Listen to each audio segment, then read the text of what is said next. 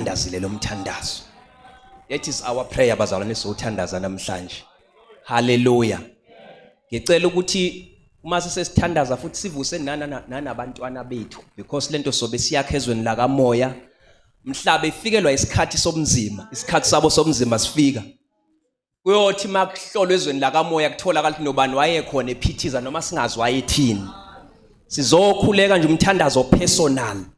Sikhulekela ukuthi nje Nkosi akwenzeke intando yakho nasesikhathini sami sobunzima. Awu alibonga igama lika Jesu.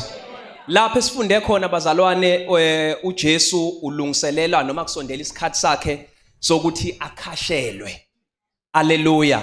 Kulama verse lawa ngenhla lithi wathatha uPetro noJohane but there were 3 behambe enyuke nabo beyothandaza lapha. Ngikulela verse nje bazalwane nginikeza nje background ukuthi isuka kulento. Alibonge igama kaJesu. So ke uma sebesentabeni lapha uJesu uyafika ngoba ngithi sileka ngifundele kuverse kule kuLuka. Lithi ke uJesu ke wakhuphukela nabo waye entabeni yemnqumo.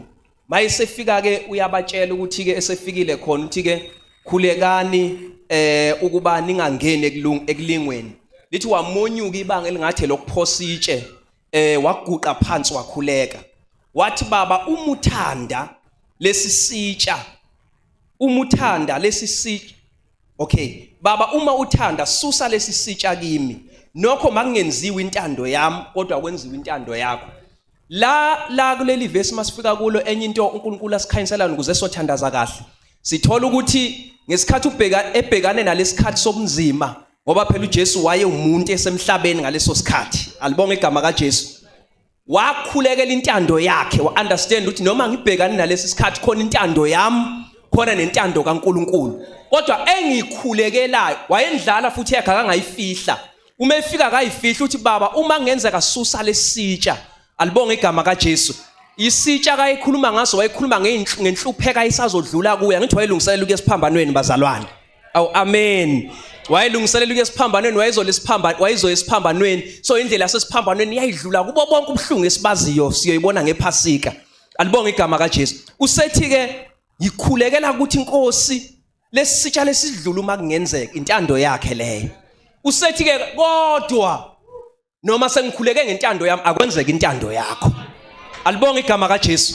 Uya kuNkulunkulu ngentando yakhe uyazi ukuthi lento engiyobhekana nayo inzima.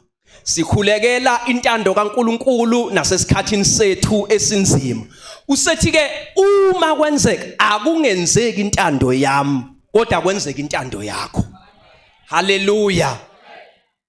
So ke bazalwane yenzeka ke leyo process uJesu ethandaza lo mthandazo sothandaza ngalo leli verse leni.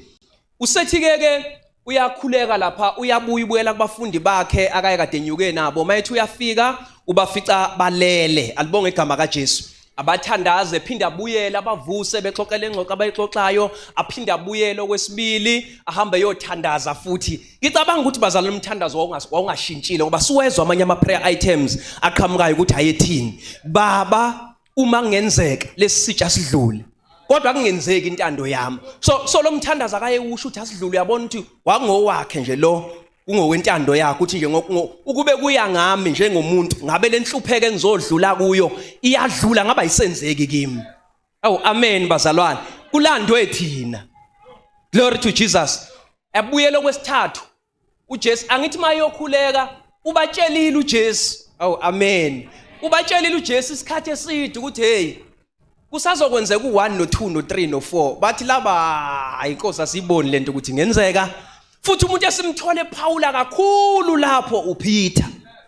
Uze uthi uPeter uyamtshela ukuthi hey lalela wena Peter. Wena uzongiphika namhlanje iqhude lengakakhali kathathu. Alibonge igama kaJesu. Awu amen bazalwane. uPeter uyayiphika kwaleyo nto leyo uthi awunkosi ngeke kuze kwenzeke lokho mina ngiyoya ngawe nawe ngisho esiphambanweni. Awu alibonge igama kaJesu. Hallelujah. uPeter ukhuluma abantu ababili osembulele ukuthi inkosi imtshelile ukuthi uzohamba uhambo lwakho kodwa uyobhekana nesikhathi somzima. Ngesikhathi siyobalanda unyuka nabuza kimi uyodlula esikhathini somzima ukuthi fanele kuyolenga esiphambanweni. So uPeter noma uJesu ebatshela lento akafuni ukuyamukela. Wathi uMoya oNgcwele uyakhuluma nathi noma nebandla esixwayisa ngezinto ezithile esitshela ukuthi uzodlula esikhathini esokuthi vele sibe in denial. Uvela usiphike uyasothandazela ini. So kukhulekela mase sikhuleka futhi nokuthi ngiyeke ukuba in denial uma inkosi ngitshela ukuthi hey fundisa uNtanzi uzawudlula esikhathini esinzima. Vele ngithi hayi ngeke izenzeke leyo nto ngumntwana kaNkuluNkulu nje. But uJesu wenza okuhlukile ukunalokho esikwenzayo. Lithi uma esazi ngalesi sikhathi wanyuka waye entabeni singakafiki. Waye specific for sona. Ukuthi angizela izinto eziningi njengamanje, angizela abagulayo, angizela abangaboni, angizela abahluphekayo, ngizela isikhathi sami sobunzima engizodlula kuso inkosi sishilo. Ngeke akekho ngakuphikisa.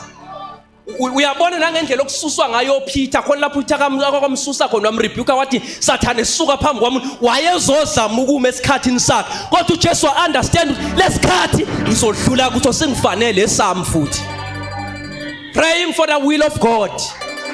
Nase esikhathini sakho esami sabantwana bami esikabani esinzima. Uthi umoya ngcwele isikhathi esiningi masithandaza sinemthandazo leka January.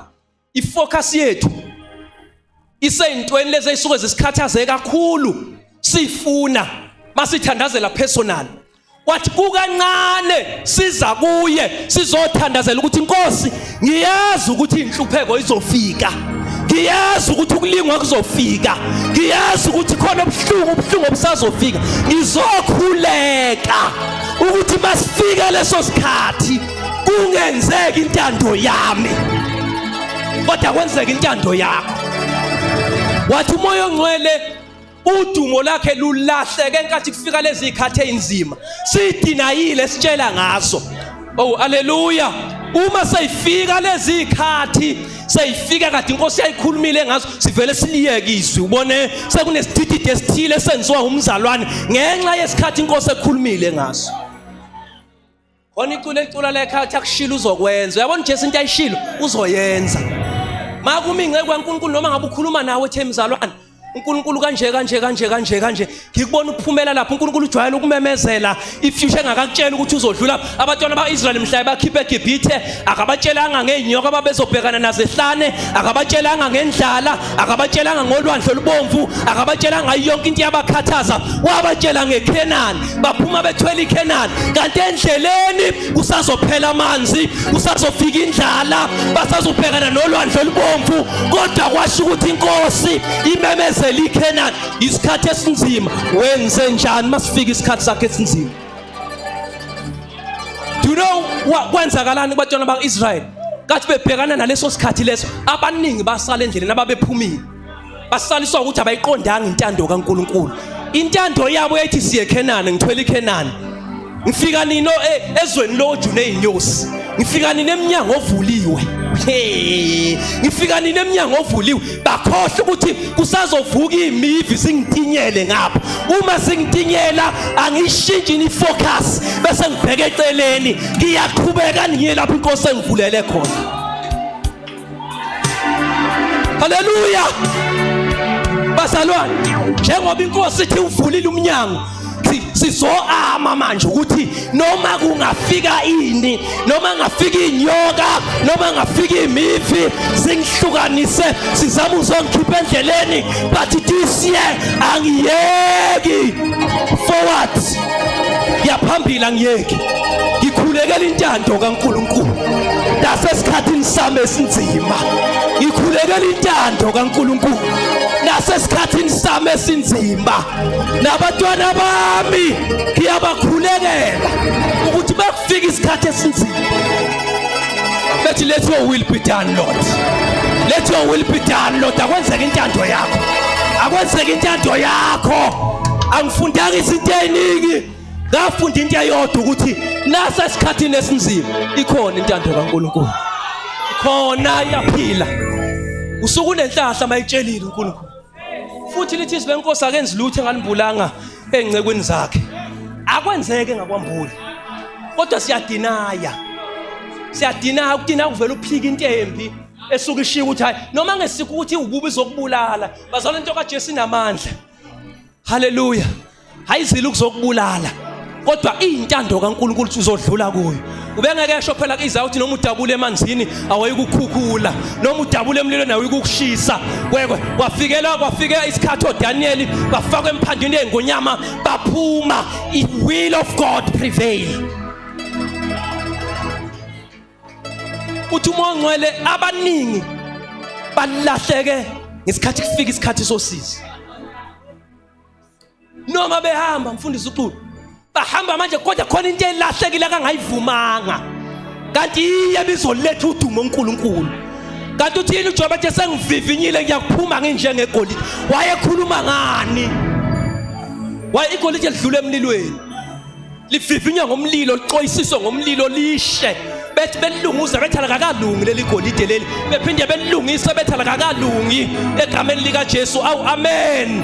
Cela ungaqala la sibe sikhulekela intando kaNkulunkulu, hayi ukuthanda kwethu, hayi lokho ukuthandayo. Uyazi nje namhlanje ungathandazeli izinto eziningi, thanda nje Nkosi ngikhulekela intando yakho ukuthi ime intando yakho, ime iphele yami nasesikhathini sami sobunzima, esabatwana bami sobunzima, esekhaya lami sobunzima beme.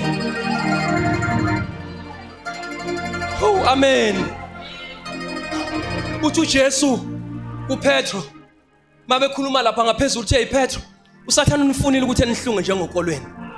Usetlalela ke kodwa futhi khona into engiyenzile Petro. Personal ngikukhulekele wena Petro. Umthandaze ngikukhulekele wona futhi. Umthandazo ukuthi ke ngoba vele uzosuka kimi, uma usuhlubukile kimi ubuye kimi. Uma usubuyile kimi futhi uphinde uqinisa abafowenu. Bazalwane ubani uPetro? uPetro phela lo wathola isambulo sika Jesu ukuthi uJesu uba wasethi phezulu kwaleli dwala ngiyakulakha ibandla lami. uPetro omunye wabafundi baka Jesu obekhuluma kakhulu noma esenhlizweni yakhe kaJesu, noma uthola iprivilege eningi ukuneyabanye, noma obeka uspotlight nje kunabaningi. Alibonga igama kaJesu. But simthola Inkosi imemezela uthi wePetro lalela la, esiswathi sisho nje lilalela la. Wena le ndlela engiyohamba kuyo njengoba ngibheke lapho usakungiphika wena. Awuphithe vele sumeme ngeenyawo wathi awulutho Nkosi. Ngeke iziyenzeke bese ethi hayi asikiyeke lokho, kodwa nayo into engifuna ukukushiya nayo ngoba le izokugcina. Ngiyothi noma sengihambile utheleke ngehlazo ukuthi wangiphika, izokugcina lo mthandazo engizokwenza. Kwathi angisho ukuthi lo mthandazo esizowenza manje uzokugcina kubo bonke umzimba ozohlangana nawo. Uzokugcina lo mthandazo. Uzokugcina kanjani phela? Ngikunxusele ngakukhulekela kubaba. Kusho ukuthi mayethi ngiyokunxusela uqale wahlala naye uJesu, wambona ukuthi uPeter unokuthakatha kobu1 no2 no3 no4 no5 no6. Futhi ngeke ezeme ngesikhathi esinzima. Intando yami uyoyiyeka mhla ifikelwa isikhathi esinzima. Ngiyamkhulekela. Kanti sizofika sengasekuqaleni xabhasha. Mabehlela ukuthi uJesu sefaka egcekeni lompristi lapha, intombazane yakho uyabalandela ukufeza kwesiprofethi ngeke uzukuvimba.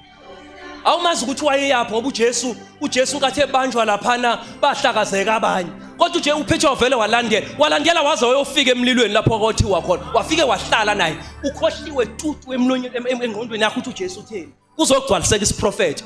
Lalela, nawe usiprofethi ongempilo yakho lokhu uNkulunkulu akushilo uzogcwaliseka. Musukuba in denial uma Inkosi ithi uzawudlula esikhathini esinje, nalokuthi sibekile Inkosi ukuthi ke ziningi inhlupheko zolungileyo kodwa uJehova uyamophula kuzo. Obani abalungileyo abangcwele bakhe. Bayotha iyafika intombazane umpriest thayi wena buno Jesu uyaphika uPetro. Izwi lithe uzongiphika kathathu isikhathi esinzima. Intando kaSathane ithi mphike. Intando kaNkulunkulu bengafanele ukuthi mphike, kodwa uJesu akakhuluma ngake ngalokho. Iyafika kwesibili uyaphika uPetro. Uyafika kwesithathu uyaphika uPetro. Lithe qeda nje ukuphika kwesithathu lakhala iqhude. Into ayikhumbulayo ukhunjuzwe yiqhude ngathi khala iqhude. Wathi angisho ukuthi asingavumi nokukhunjuzwa izimo baseseyifika noma kukhunjuzwa ngama-sign.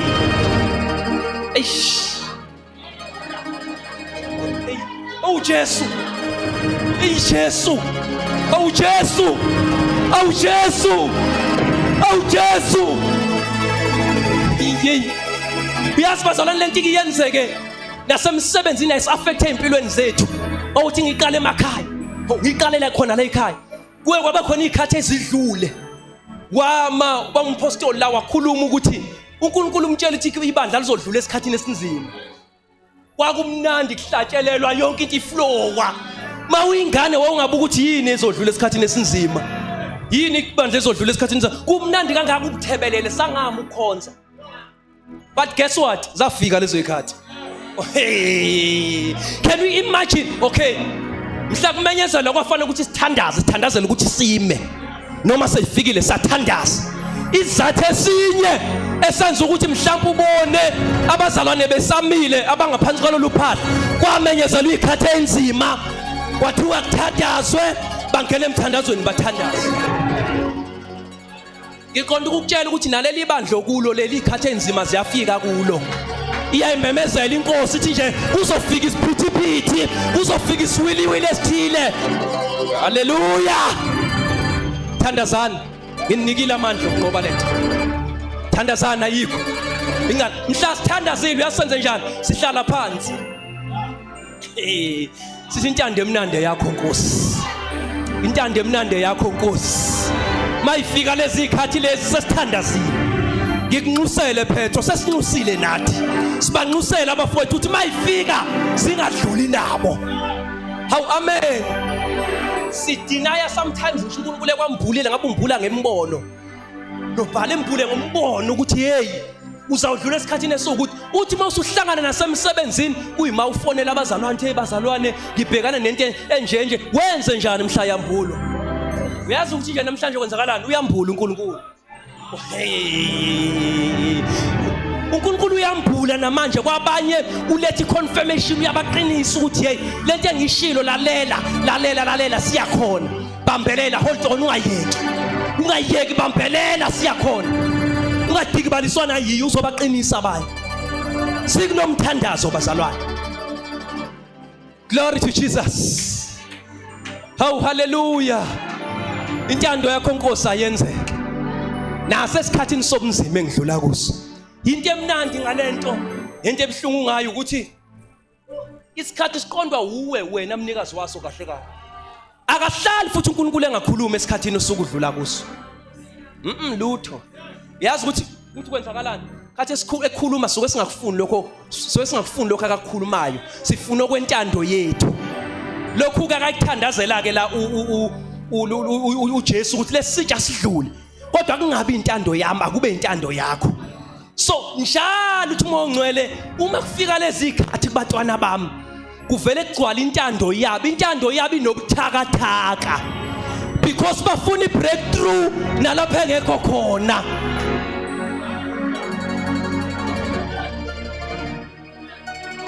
Akaze nibazalwane ushintsha umsebenzi noma ushintsha indawo uNkulunkulu engasho ukuthi ishintshe ngenxa yencindezi obhekane nayo.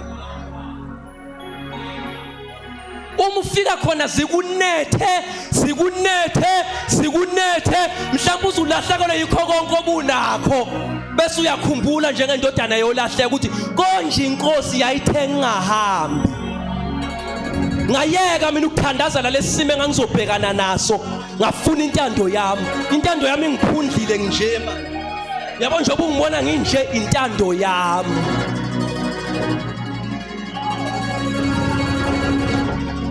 Engathi inkosi nakulomthandazo ngasivusela abanye